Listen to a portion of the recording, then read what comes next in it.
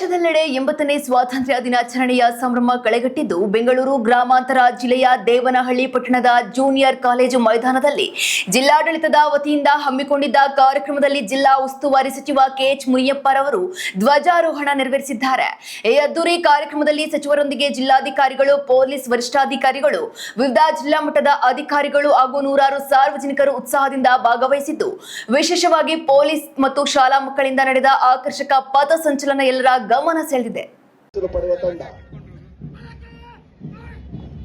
ಗೌರವ ಸಚಿವರಿಗೆ ಗೌರವ ವಂದನೆ ಸಲ್ಲಿಸಿದಂತಹ ರಾಘವೇಂದ್ರ ಜಿಲ್ಲಾ ಸಶಸ್ತ್ರ ಮೀಸಲು ಪಡೆಯ ತಂಡ ಅವರಿಗೆ ಅಭಿನಂದನೆಗಳು. ಈ ಒಂದು ಎರಡನೇ ತಂಡವಾಗಿ ಆನೇಕಲ್ ಉಪವಿಭಾಗ ತಂಡ ಗೌರವ ವಂದನೆ ಸಲ್ಲಿಸಿದೆ. ತಂಡದ ನಾಯಕ ಶಿವಪ್ರಸಾದ್ ಅವರ ಆಜ್ಞೆಯನ್ನು ಪರಿಪಾಲನೆ ಮಾಡಿ ಗೌರವ ಸಲ್ಲಿಸಿದಂತಹ ಆನೇಕಲ್ ಉಪವಿಭಾಗ ಧನ್ಯವಾದಗಳು.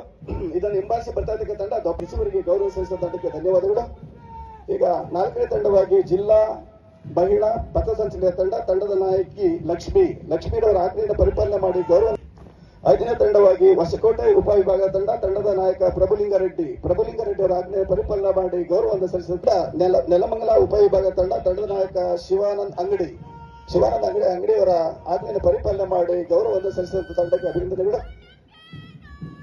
ಈಗ ಶಾಲಾ ತುಕಡಿಗಳ ಶಾಲಾ ತಂಡವಾಗಿ ಎಂಇಎಂ ಕನಮಂಗಲ ಶಾಲೆ ಎನ್ಸಿಸಿ ತಂಡದ ನಾಯಕಿ ಆಜ್ಞೆಯನ್ನು ಪರಿಪಾಲನೆ ಮಾಡಿ ಗೌರವ ಸಲ್ಲಿಸಿದ ತಂಡಕ್ಕೆ ಧನ್ಯವಾದಗಳು.